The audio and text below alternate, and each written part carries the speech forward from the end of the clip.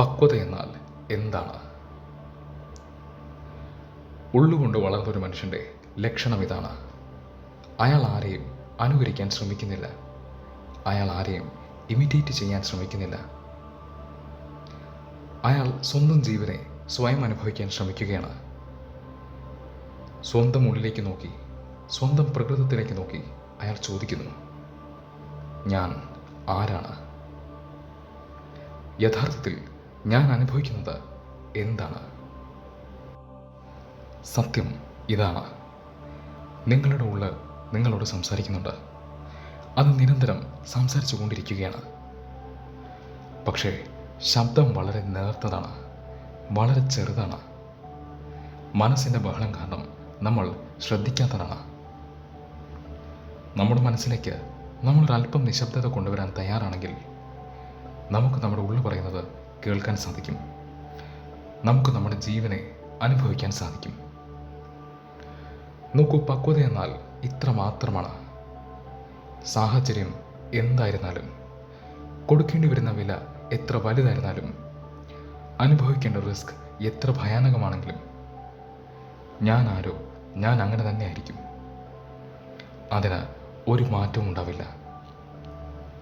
ഞാൻ ഒരിക്കലും മറ്റൊരാളെ അനുകരിക്കില്ല. ഇത്ര മാത്രമാണ് പക്വത.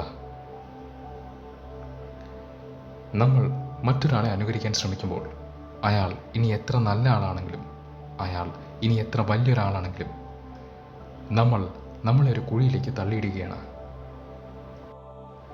ഇതിന് കാരണം നമ്മൾ മറ്റൊരാളെ അനുകരിക്കുമ്പോൾ അത് നമ്മുടെ യാഥാർത്ഥ്യത്തിൽ ഫിറ്റാകുന്നില്ല എന്നുള്ളതാണ്. അത് നമ്മുടെ യാഥാർത്ഥ്യത്തിൽ ചേരുന്നില്ല എന്നുള്ളതാണ്. കാരണം എന്തെന്നാൽ യാഥാർത്ഥ്യം എന്നത് ഒരു ഒഴുക്കാണ്. അത് മാറിക്കൊണ്ടേയിരിക്കുന്നു. അത് സ്ഥിരമല്ല. ഒരു പുഴയുടെ കാര്യം പറഞ്ഞ പോലെയാണത്. ഒരു പുഴ എന്നാൽ സദാ ഒഴുകിക്കൊണ്ടിരിക്കുന്ന ഒന്നാണ്. പണ്ടൊരിക്കൽ വായിച്ചത് ഓർമ്മ വരുന്നു. 2 പേർക്ക് ഒരിക്കലും ഒരേ പുഴയിൽ കാലുകുത്താൻ സാധിക്കില്ല എന്നത്. പെട്ടെന്ന് കേൾക്കുമ്പോൾ ഇതെങ്ങനെയാണ് അസാധ്യമായൊരു കാര്യമാണെന്ന് തോന്നിയേക്കാം.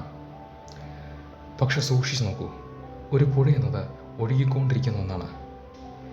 ഒരാൾ കാലുകുത്തി 1 സെക്കൻഡ് കഴിഞ്ഞിട്ടാണ് നമ്മൾ കാലുകുത്തുന്നതെന്ന് പറഞ്ഞാൽ പോലും അപ്പോഴേക്കും ഒരുപാട് വെള്ളം ഒഴുകിപ്പോയിരിക്കുന്നു. നമ്മൾ കാലുകുത്തുമ്പോൾ അയാൾ കാലുകുത്തിയ വെള്ളമല്ല അവിടെ ഉള്ളത്. നമുക്ക് നമ്മുടെ സൗകര്യത്തിന് പറയാം അത് ഒരേ പുഴയാണെന്ന്.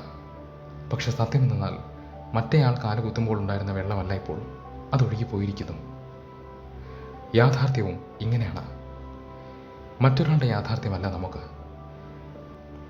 യാഥാർത്ഥ്യം എന്നത് മാറിക്കൊണ്ടേയിരിക്കുന്നു, അത് ഒഴുകിക്കൊണ്ടേയിരിക്കുന്നു. അപ്പോൾ മറ്റൊരാളെ അനുകരിച്ചാൽ അത് നമുക്കെങ്ങനെയാണ് സഹായമാവുക? പക്വതയില്ലായ്മ എന്നാൽ ഉറക്കത്തിൻ്റെ അവസ്ഥയാണ്. പക്വത എന്നാൽ ഉണർവിൻ്റെയും